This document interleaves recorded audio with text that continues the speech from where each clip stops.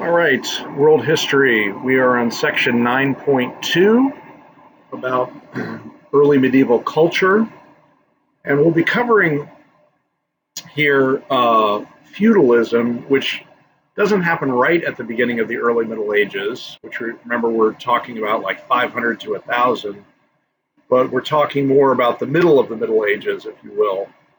And it'd be good for you to begin by reading 188 and the sidebar there on the elements of the feudal system. And then we're going to just be kind of walking through what feudalism is. So I noticed that some of you already answered the section questions on this, but keep looking at this. It'll be a big part of your test on chapter 9. We're going to be talking about the history of this section, looking at the political leaders, the section on culture, where we're talking more about day-to-day life. And then we're going to have an additional section where we talk about the development of the Roman Catholic Church, which, of course, we are talking about the beginnings of Christendom here. So we are in chapter 9 here. And just to review,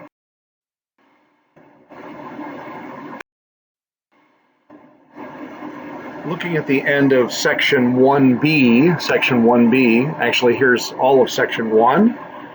The Frankish tribes, Clovis, palace became the real power, was the mayor of the palace, right?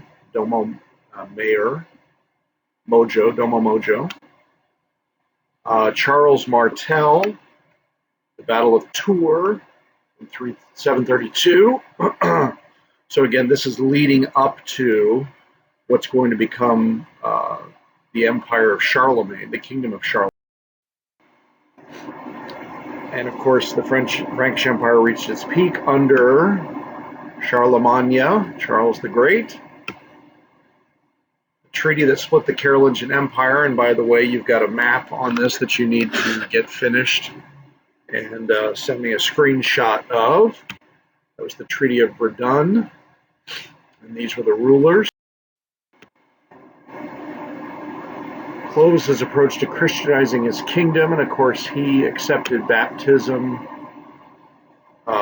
And your book takes, kind of a negative view of this approach to what you might call a more civic rendering. But the fact is that when you look at the Christianization of Europe, it often was the king accepting it, just like going back to Constantine, and that led to many of his people accepting it. So we do have to realize that even though this often may have been less than genuine in some cases, God often used it. And, it's an aspect of Matthew 28 and the Great Commission.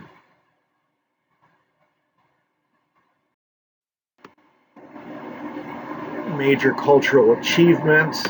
And of course, this was the Carolingian Renaissance.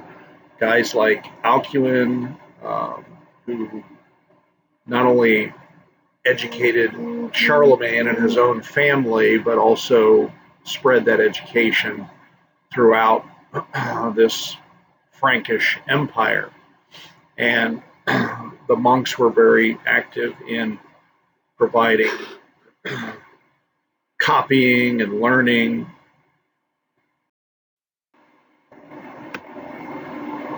And then at the end of section 2, the German king who founded the Holy Roman Empire.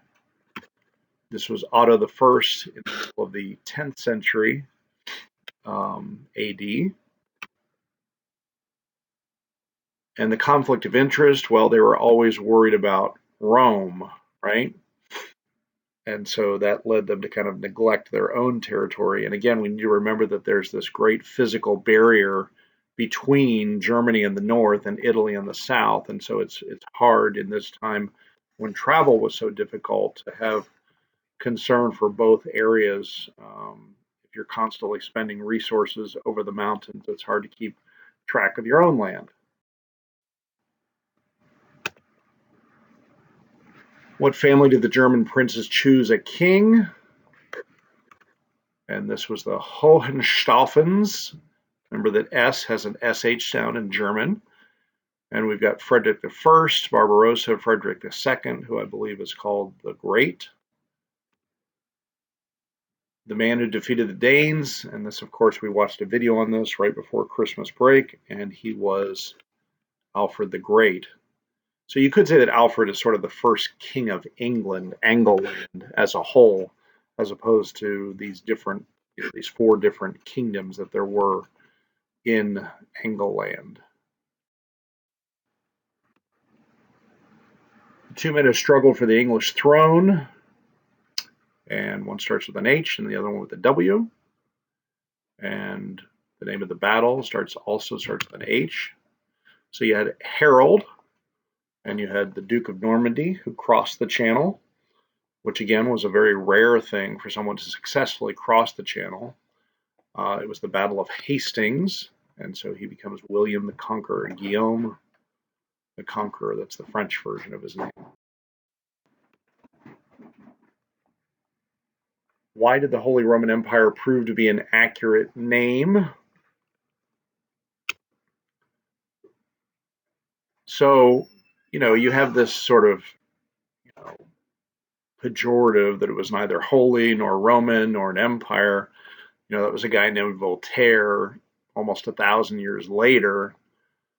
And it is true that it was more German than Roman. So anyway, the chief political achievement of the French kingdom,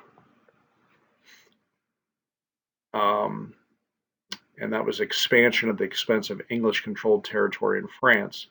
And there's going to be continual conflict between France and England as we move into the later Middle Ages, and that's going to lead to things like the 100 Years' War and Henry V, coming back to reclaim French land. So we'll talk about that more in the next section when we get to the late Middle Ages. All right, so what about early medieval culture? So again, if you haven't read it yet, you should stop and read the sidebar here on the elements of the feudal system. And it was basically, that land was everything, and the guy who was at the top basically owned the land, and there was a system set up by which there were people who worked the land, and so there was this reciprocity between the owner and the workers. And it wasn't the worst thing in the world unless you had aspirations for more. One of the big things in our country, in contrast to this, is that you have the right to own your own land.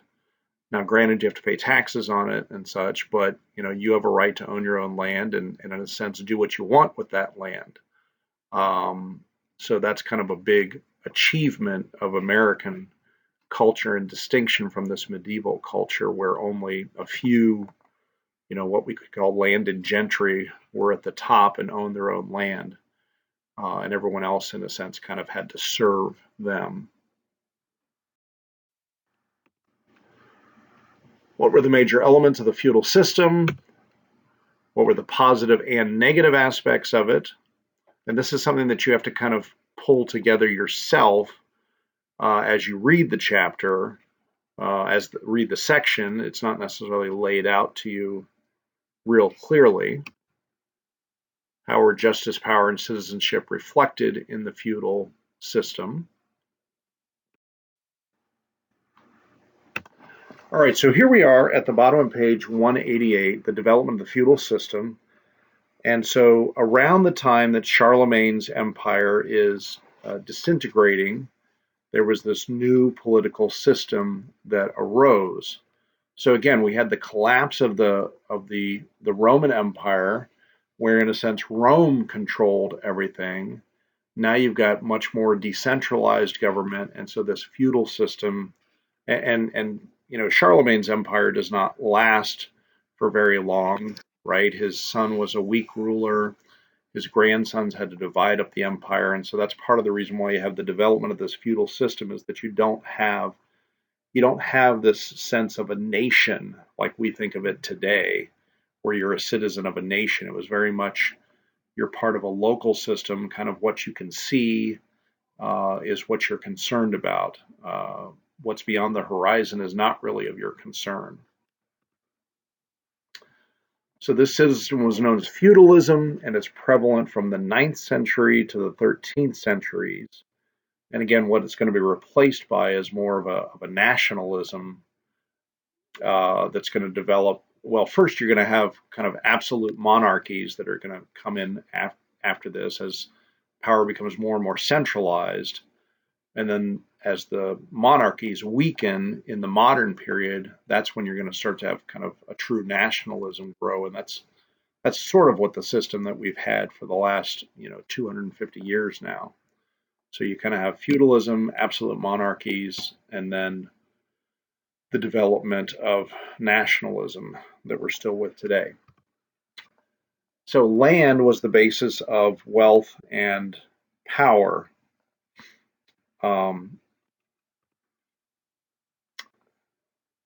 So even though you had kings, the kings didn't really have a lot of power. It was really the lords who had the power. Now the kings did sort of make war with each other, and so they had to depend on the lords to provide that military power. But the kings didn't exercise a lot of power over these lords. So again, it's more of a decentralized system of government. So in return for the lord's services, the king granted them the use of the landed estates. So these grants were known as fiefs or feudum in Latin, and that's where we get the word feudal.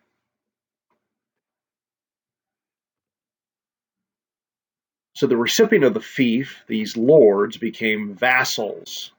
They would pledge themselves to the king. Now, originally, so the vassal did not own the land, but held it as payment for service rendered to the king. So originally what happened when the vassal died, you can see this at the bottom of page 188. Well, it would return to the king. But then eventually there developed a system where it would pass down from father to son. And so just as certain kings would have what we call a dynasty or heredity, the same thing was happening at a more local level through these lords. Later, however, many fiefs became hereditary, remaining in the hands of the vassal's eldest son upon payment of a fee. And what happens when they didn't have a son? Well, that created a problem, because usually women were not allowed to carry on these fiefdoms, so it might go to a nephew or some other male in the family. So the vassal portioned out portions of his fief to gain services of lesser nobles. So this is how we end up having these kind of gradations of nobility, where you've got knights, and then you've got counts, and you've got dukes, and you've got archdukes, and you've got grand dukes. So the reason is because you've got larger and larger fiefdoms, and as they get smaller and smaller, you've got kind of different levels of nobility within this class of nobility that are the landowners. So once it became too small to subdivide, that was kind of like your smallest, whether it's a baron or whatever the name of the smallest guy is.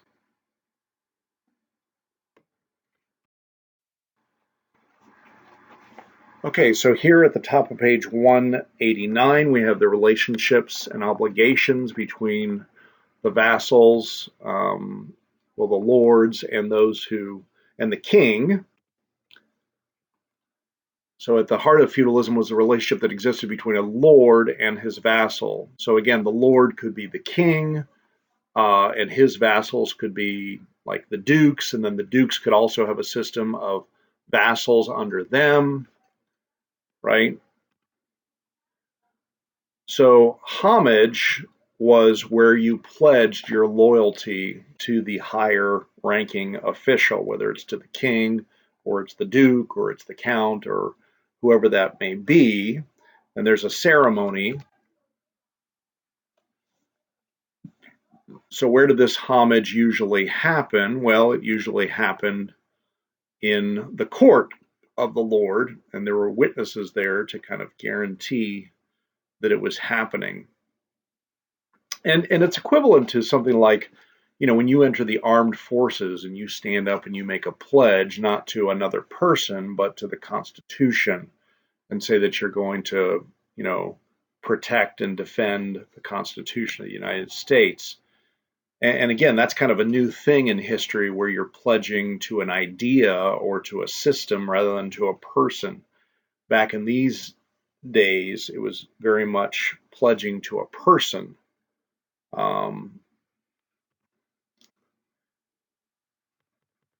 And so there was a symbolic act where the Lord gave you the right called investiture. So you're investing power, you're investing privilege to this guy, to this Lord, so that he can manage the land, own the land, have the right and title to the land. So the Lord guaranteed protection and justice so that if there was a local problem, the king would raise up military power to come to the protection of the vassal. Now, the vassal had to provide service to the Lord. And so these nobility were kind of in the business of protecting each other and providing defense for each other.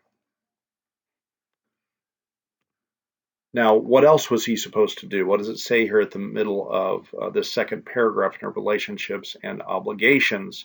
Besides providing financial,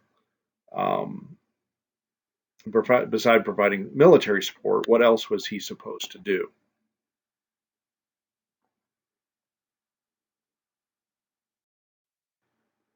So here you see the picture on page 189 depicting homage.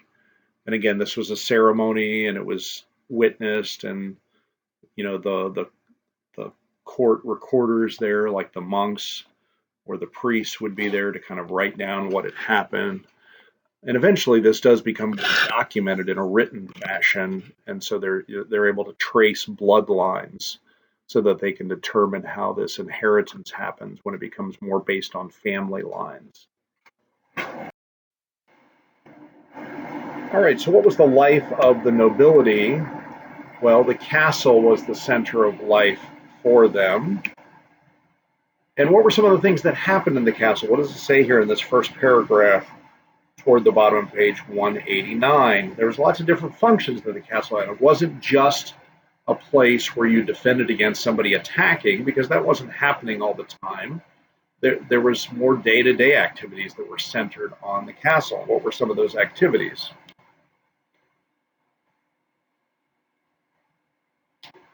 Now, something the book also says here is that we kind of have this romanticized view where we look at a castle and think that it was all beautiful and pretty, but in fact, they weren't always so clean and neat as we see portrayed on a movie set. There was actual cleaning that had to happen. There was actual, disease that could take place, and things were not always as as lovely as they're portrayed often in movies. So their primary purpose is defensive purposes, and you can see here how castle comes from the word castellum, which again is probably related to the word castra, right? Camp. But castellum is obviously more of a fortified camp. So how did they protect the villagers and the farmers when an attack came, when an enemy army came, or another nearby lord was angry and decided to make war against another lord?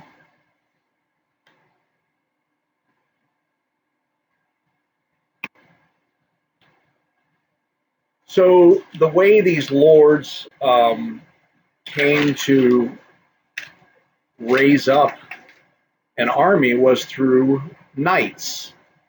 Okay. Again, as you can see on page 190, horses were very important for European life, and eventually you want to develop a what you might call a tank, right? And so you put a man on horseback. And it wasn't that there wasn't cavalry before this, but this is kind of a distinctive feature of the noble class in the Middle Ages. And if you can arm this guy and give him tremendous armor, he kind of has this tank-like function. So who could become a knight? Well, as you can see here at the top of page 190, initially anybody who had strength and wit and intelligence, but later on it becomes restricted again, kind of to these certain family bloodlines that were classified as nobility. So eventually it becomes this elite, and you basically had to be born into it. It really wasn't something that you could earn through prowess in battle. So there was a long preparation for knighthood. There were different stages that you had to go through. So first of all, you were a page. What age would you become a page at? Well, you can see that it would begin around 7, and then eventually you became this page. What were some of the subjects that you would study? Well, you can see that one of them is the very subject that you're studying here in this class. But you would also learn not only intellectual subjects, but physical training, okay? So we have physical education today, but back in those days, the physical education was very much training for the battlefield, okay? It wasn't training just for like a sport, but actually your life was on the line, so you wanted to be very good at this. Then eventually you would move from being a page to being a squire, where you would actually be kind of a personal attendant of a knight. And what were some of his duties that we see here in the middle of page 190? Basically, the very things that you were training to be able to do yourself, you were attending at first the knight. And so sort of earning your way into being someone who could actually become a knight. First, you were a squire. And so eventually a squire around his 20th year could become eligible for knighthood. And so he promised to live by a strict code called the Code of Chivalry. And chivalry is related to the word cavalry. So it basically means the code of the knight, of the horsed warrior.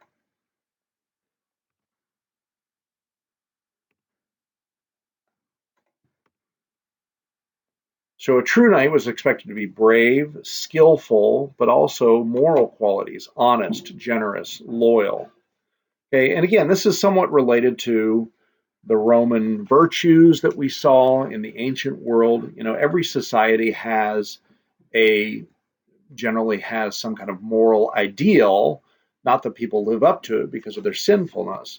But again, now we're looking at something that's kind of more distinctively Christian.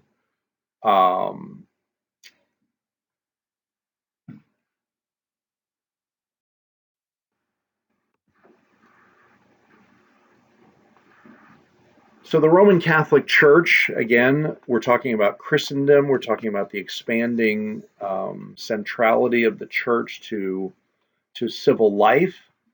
And so they wanted to, they knew that the Bible taught things like, he who lives by the sword shall die by the sword. And so they wanted to put some kind of restraints on these guys just being, these guys are trained for battle, and so they're eager for battle, right? And so sometimes they might desire to go into battle even when that was not warranted. According to John of Salisbury, what was a knight supposed to do? You can see a nice quote here at the middle of page 190.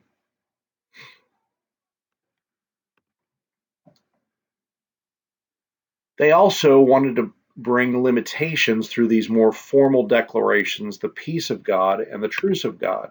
So what was the peace intended to do? You're going to need to know that because, of course, this is a bold thing. What were the limitations of the truce? What were the limitations of the truce? Now, again, as your book notes, it's not like the church was always able to enforce these things. They were broken, but again, they were trying to place some restraints so that there was not constant warfare. And as we're going to see later on, uh, the development of the Crusades, part of it, why it was motivated was they needed to give these knights something to do, and so instead of killing each other, part of the motivation was of the Crusades was to give them use all that training to go off to protect the Holy Land instead of killing each other throughout the fields of France and Germany and the Holy Roman Empire. Why not send them off to the Middle East to engage in warfare against the pagans, against the Muslims? So even when he wasn't fighting, the knight was constantly training. Um, and so they would often have these mock wars called a tournament. You can see some pictures there. What were the two parts of the tournament here? We see them at the top of page 191.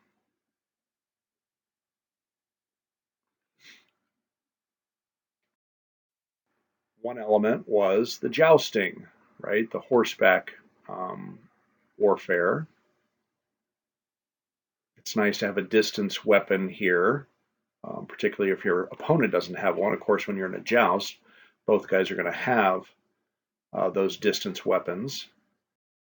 Then you would also have the melee, where you would kind of have more of the line of guys with swords against another line of guys with swords. All right, what about the manor? So again, what was life like for the non-noble?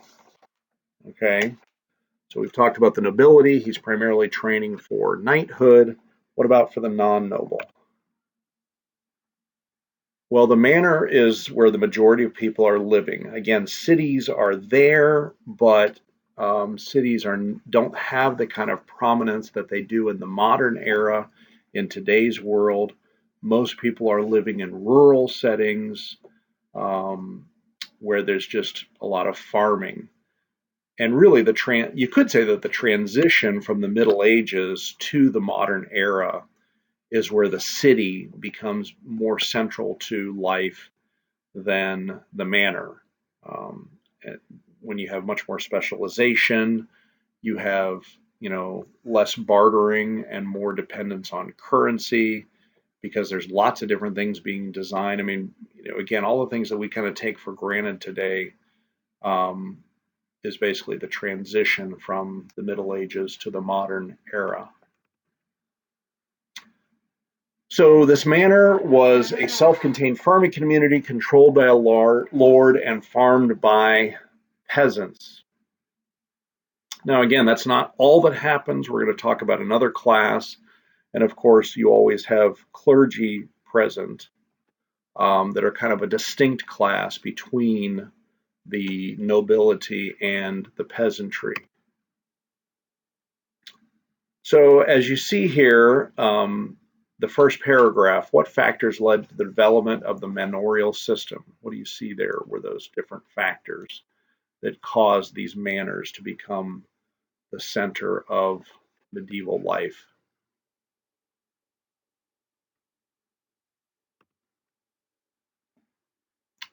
So there's not much trade. These are very isolated, so they all have to kind of do things themselves. And so you can see the different division of labor that happens, the different activities that happen there. And yet, there were still some items that they needed to trade for. What were some of those items?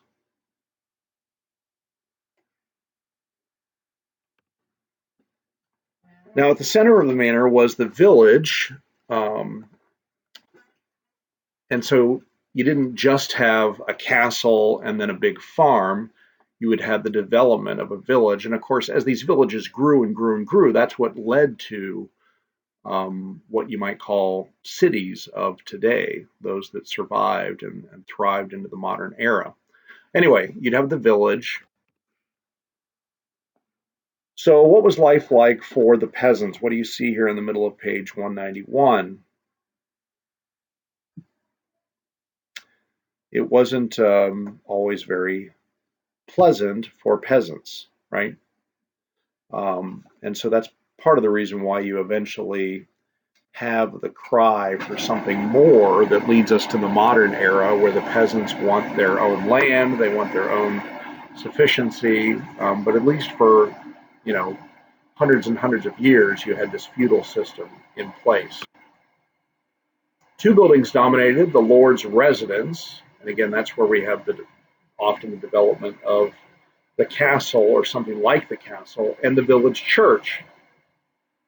Again, we're talking about a Christian era, and so churches are very prominent and often are the tallest building in town.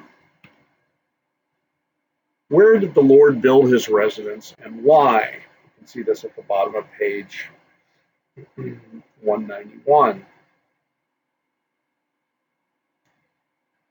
Well, you would want to build it in a place where it could be well defended, right? What happened at the village church besides worship? Again, bottom of page 191. So the church not only had a purpose on Sundays, but you could say that it had a purpose throughout the week for various different activities.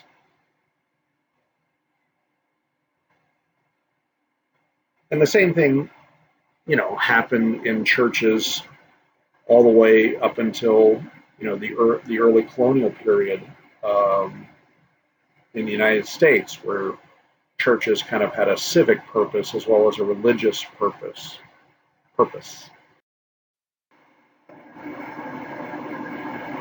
Now, even though there were a lot of things that happened in the village, there were lots of other things that happened in and around the manor.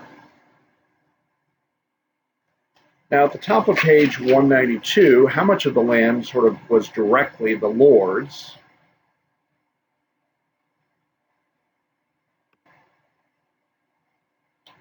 So again, this tripartite structure, clergy, nobility, peasantry, and again, we talked about them having kind of three different duties, right? The nobility, what do? They fight. The clergy, they pray. The peasantry works, right? And so this is happening throughout this whole feudal system. And so whether it's a large duchy or a small county, this is the structure that's embedded during this time period in Europe.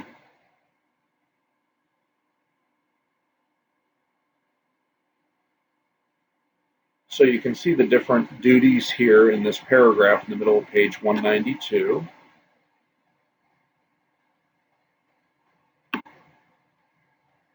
Now, there was this class of peasantry that were freemen. And what were some of their jobs? If you knew how to do something, you could be more valuable, and therefore you could have sort of a higher. You didn't necessarily become a nobleman, but you could have more privileges within the peasant class. And one particular privilege that made you different from the serfs was that you could travel. You were able to take your blacksmith shop maybe and move it somewhere else. either because you wanted to be closer to family or you felt like maybe you had more greater opportunity. And again, what's going to happen through these Middle Ages is more and more serfs are going to become freemen as they become more educated, as they become more skillful. And so as a result, they're going to demand more rights. Now we saw something similar happen during the Roman Republic, right? Where you had these plebeians who wanted more and more privileges as they became more of a powerful class. Um, and so the same thing's going to happen toward the end of the Middle Ages as we move into more of the modern era.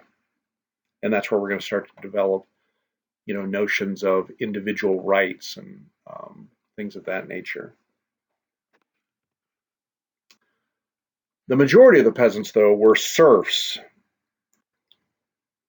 And the serfs, the book here says, were below the freemen, but they weren't quite slaves. You might look at them today and think, oh, they certainly were slaves. Well, not exactly. Again, the Lord did have certain restraints on his power. This is more of a Christian era. And so we need to disabuse ourselves that this is exactly like slavery that was in the Roman Empire and in other places. So the major difference between serfs and freemen, you can see here at the very bottom of page 192.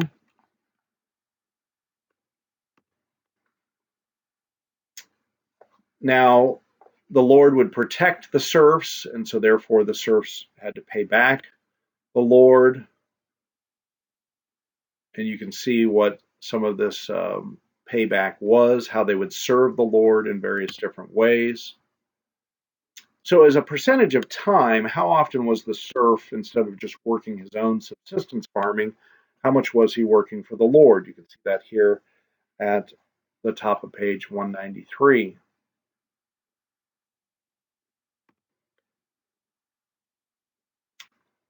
Now, they also had to give a portion of their produce.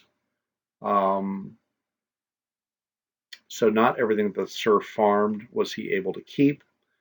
Um, so, just as the Lord would have to pay the overlord, the vassal would have to pay the Lord through troops and through a portion of time each year.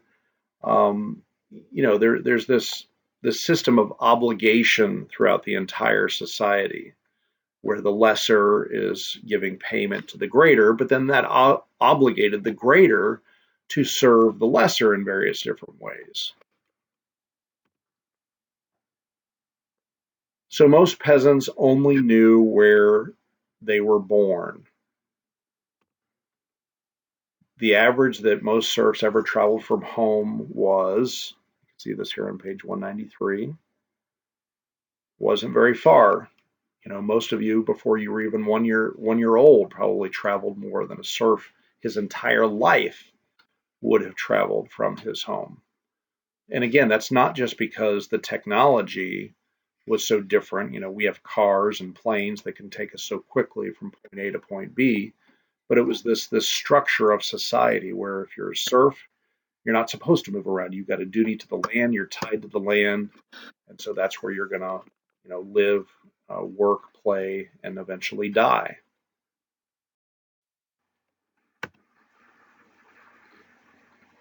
So there's two major holy days, and again, Christmas was not just, it was Christmas tide, right? It wasn't just one day, but it was 12 days of Christmas. And that's sort of like our Christmas holidays, right? Where we take a break from school. So there were 12 days of Christmas and Easter. Again, it wasn't necessarily just one day. There was what we call the Easter octave, which was 8 days, a full week.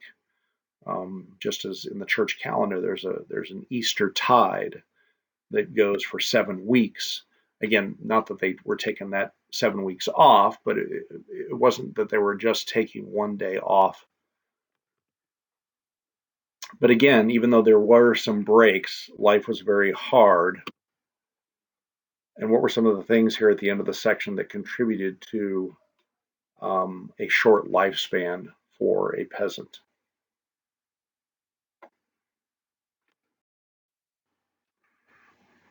So here's a village and some of the various duties that would happen here. You can see here on page 192 some various duties that would happen. And again, part of what's going to happen is some of these villages are going to grow and turn into cities.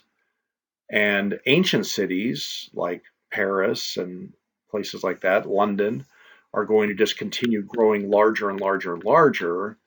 And more people are going to flock to those places. And that's part of what's going to lead to a change in the cultural system and the dying out of feudalism, and a transition to what we think of as a more modern era.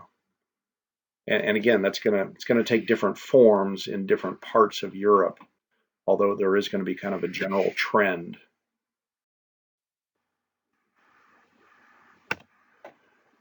All right, four major elements of the feudal system. And so there's some different answers here that you could give.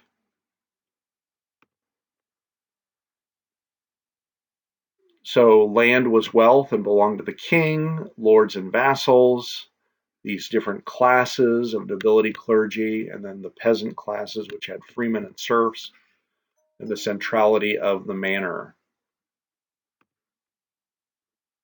The center of life for the nobility, and that was, starts with the C, the castle.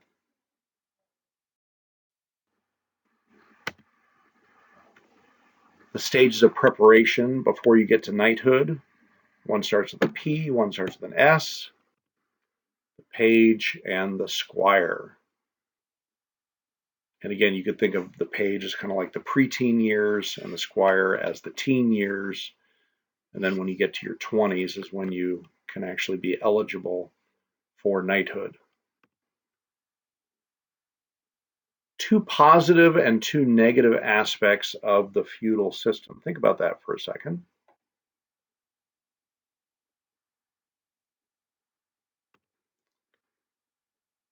There was order, there was stability. However, negative, there were these people at the bottom, and even though they weren't slaves per se, their life looked a lot like slavery.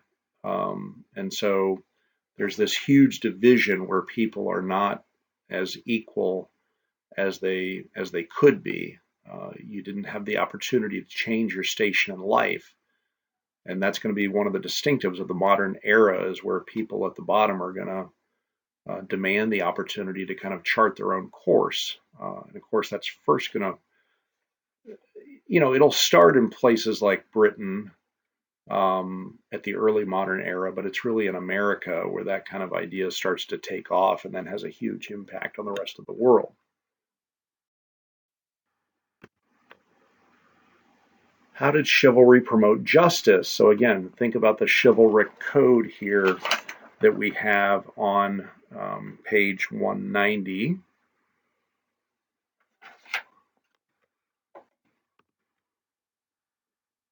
So knights were taught to be fair. They weren't taught to just, fight right. They were expected to fight fair. And so there is a sense of justice, even though it's not that people always lived up to this. These were ideals, not always what was real.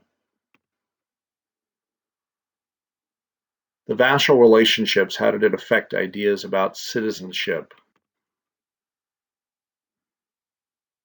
So they were most loyal to their immediate authority,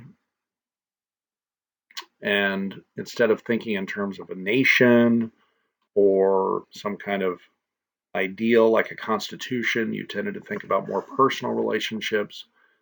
And that's not always a bad thing. There is something kind of impersonal sometimes about saying that we're ruled by laws and not by men. So, all right, so section 2, what are some things that you need to know here? Again, these were the bolded terms. What is feudalism? Political system in which local rulers offered the people protection in return for their services. So again, not a national ideal, very focused on the local situation. Who was the lord? He was the land-holding noble. So again, the king is sort of like the overlord, but then there were many lords underneath of him, whether they were called dukes or barons or etc. What was a fief? That was the land grant given to the vassal in return for his services. What was the vassal? The one who pledged allegiance to the person who was higher above him. What was investiture? That was when the lord or the king gave the vassal the right to use the fief. And the vassal would pledge loyalty, and so the lord would give the vassal the right to use the land there. What was a knight? So they worked for the lord. They were the lords themselves, or they worked for the lord to protect the life and property, and they promised to live by a code of chivalry. Page, the first stage of preparation for becoming a knight, and he's studying and he's training. What about a squire? These were the second stage in the teenage years, where you would be attending a knight and taking care of his armor and sword and training yourself to become a knight. What was chivalry? A strict code of behavior for a knight. What was the peace of God? Where you're not supposed to pillage the property of the church, and you weren't supposed to attack what we would call today civilians, right? It's always usually been a principle of just war that you only attack other combatants. That's what makes terrorism, by the way, so terrifying, is that terrorists specifically target non-combatants. They're not targeting other military people that you're supposed to fight, but they're targeting those who are non-military people. And that's what makes it, so heinous and egregious compared to regular military combat. So this was the peace of God. What was the truce of God? Well, it was saying that certain days of the week you're only supposed to fight for basically half the week, okay, Mondays to Wednesdays, so that you could reduce the number of fatalities, you could give people rest. Now, again, it's not like armies always followed this, but these were standards that the church was putting out in order to kind of curb aspects of the violence that was happening. Who were the freemen? They were the more privileged peasants. They're still a peasant class. And they were those who were skilled, and so they could have more rights. And again, part of what's going to happen is you're going to have people, in the late Middle Ages, the freemen are going to acquire more and more wealth and independence, and so they're not going to be as beholden to the nobility, and eventually that's going to spill down more to the serf class. The serfs were the majority of those, and they weren't slaves, but they did have kind of a slave-like existence. And they were primarily farmers, and some of their farming they owed to the Lord, some of their duties they owed to the Lord. And you can see in the book that it was about 2 days a week that they would have to spend directly serving the Lord, and then the rest of their time they were kind of sustaining their own existence. All right, so that should be the end of this section.